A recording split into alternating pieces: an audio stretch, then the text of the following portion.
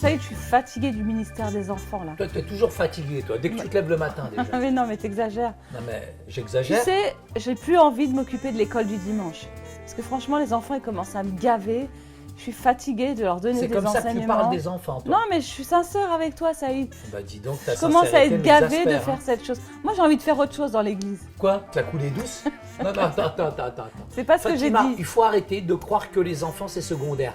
Les enfants, c'est J'ai très pas dit important. ça. On dit toujours que les enfants, c'est l'église de demain. C'est ni l'église de demain, ni l'église après-demain. Les enfants, c'est l'église d'aujourd'hui. Et ta place, elle est auprès des enfants. Tu veux faire quoi comme Pourquoi tu le ministère? ferais pas, toi? Un ministère de shopping? Pourquoi tu Avec ferais un pas? club de femmes dans l'église? Pourquoi pas? Mais Fatima, moi je suis le responsable, je t'ai nommé comme monitrice. Oui, et c'est mais important je que suis tu désolée. prennes ton engagement Moi, je jusqu'au mois pense de que juin. de temps en temps, les pasteurs, les leaders, les grands leaders des églises, Pourquoi les grands leaders ils de devraient, l'église? ils devraient investir dans le ministère des enfants parce que finalement, nous, dans nos églises évangéliques, on a pour mission d'atteindre tout le monde. Pour nous, c'est important d'aller faire des nations, des disciples, d'atteindre les peuples non atteints. Bien Mais sûr, bien souvent, sûr. on néglige les enfants. Malheureusement. Et on donne ça à une femme de l'église. On lui dit, c'est un peu comme une garderie parfois. Et on n'investit pas suffisamment dans les enfants. Fatima, je suis entièrement d'accord avec toi que malheureusement, aujourd'hui, on est dans une société où l'église, pour les enfants, c'est devenu plus, je dirais, une sorte de garderie spirituelle, quoi. Donc tu arrives, tu déposes ton gamin et finalement, on se décharge sur quelques moniteurs ou monitrices qui sont bénévoles et qui vont faire de la garderie. Et je pense que minimiser, Fatima, l'importance du ministère auprès des enfants, c'est passer finalement à côté de l'essentiel. Je pense que c'est vrai, effectivement, Fatima, l'église manque cruellement de moniteurs et de monitrices, mais il faut savoir que les enfants, c'est pas un ministère à part, c'est un ministère intégrant. Ils font partie aussi du royaume de Dieu et nous devons considérer les enfants comme l'église d'aujourd'hui. On a besoin vraiment de bâtir, de construire, je dirais, pour l'avenir de nos enfants. Moi, j'ai aimé dimanche dernier parce que je suis allée dans une église et l'un des pasteurs de l'église s'occupait des enfants. Et j'ai trouvé ça super intéressant. Je trouve qu'elle avait vraiment compris qu'il fallait s'investir, qu'il fallait investir dans nos enfants et que les enfants étaient capables de comprendre des réalités spirituelles. Il y a un psaume qui est le psaume 8 et qui commence par des louanges à la majesté de Dieu. Et ce psaume dit ceci: « Par la bouche des enfants et de ceux qui sont à la mamelle, tu as fondé ta gloire pour confondre tes adversaires, pour imposer silence à l'ennemi, au vindicatif. » Donc, ce qui est intéressant dans ce psaume, c'est que le Seigneur a utilisé des enfants, il a permis qu'il y ait une confusion des adversaires au travers des enfants.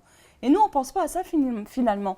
On ne pense pas que des enfants aussi, ils ont la puissance. Bien sûr. Tu sais, moi, je me souviens quand j'étais moniteur avant dans les camps de vacances, c'était intéressant. J'apprenais ce chant aux enfants. Lis ta Bible et prie chaque jour, prie chaque jour, prie chaque jour. Lis ta Bible et prie chaque jour si tu veux grandir. Et la louange, elle est importante, c'est une arme efficace et c'est pour ça que j'aime beaucoup en tout cas, je dirais, apprendre certains chants aux enfants.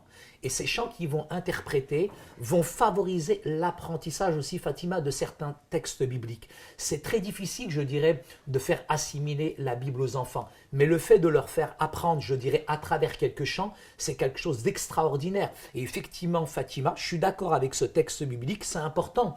Je dirais les chants qu'on apprend aux enfants, mais la Bible est aussi importante. Les messages sont aussi importants. Et on a besoin que ça soit complémentaire, que ça soit l'apprentissage de la Bible, avec les textes bibliques à travers le chant, mais aussi il faut leur montrer aussi des temps de prière, des temps finalement où les enfants vont pouvoir mettre en pratique aussi certains textes bibliques. Parce que pour nous, je dirais ce passage est important, il va réduire l'ennemi au néant, ok, mais ces enfants, on ne peut pas sous-estimer aussi que ces enfants font partie intégrante de l'Église. Et parfois, dans le culte, le dimanche matin, on a besoin de faire aussi participer les enfants. Ok, on a une belle chorale d'adultes, on a des seniors, on a des jeunes qui interprètent quelques chants au culte, etc.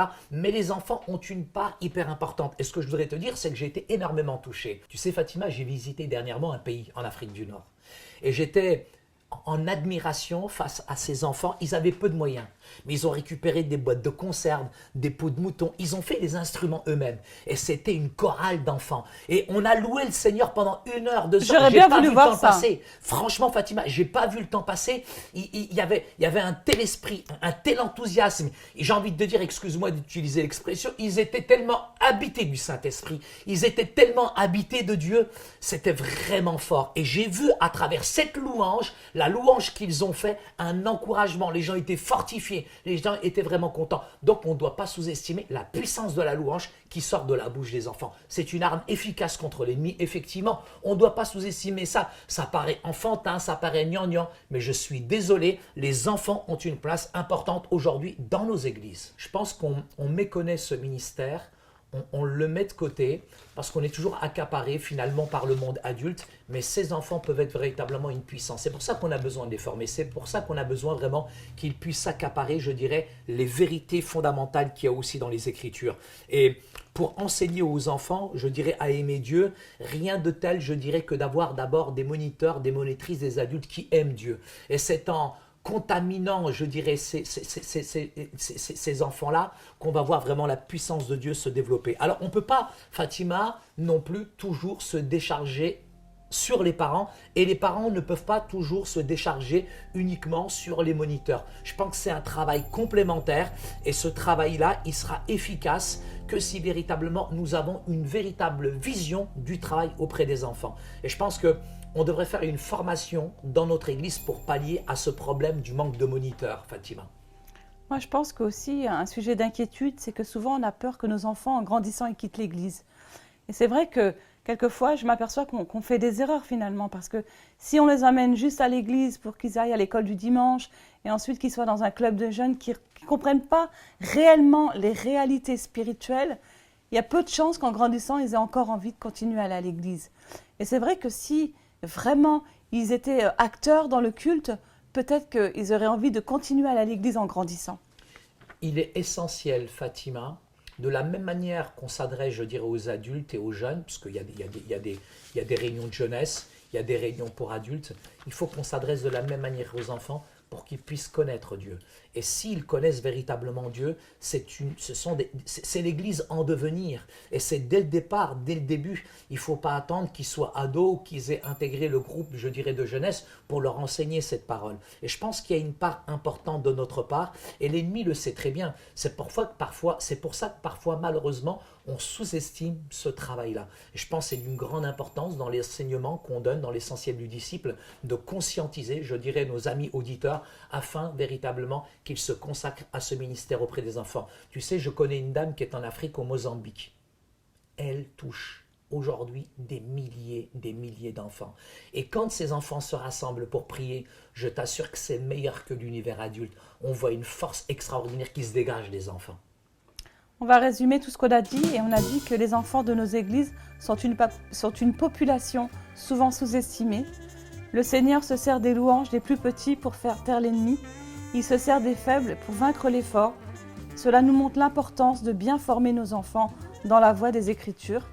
Et enfin, on a dit que même si l'objectif est de maintenir nos enfants dans l'Église tout en leur donnant une bonne base pour plus tard, nous devons aussi voir l'importance de les équiper pour de bonnes œuvres maintenant. Alors Fatima, pour terminer, il faudrait qu'on puisse interpréter ce chant avec nos auditeurs.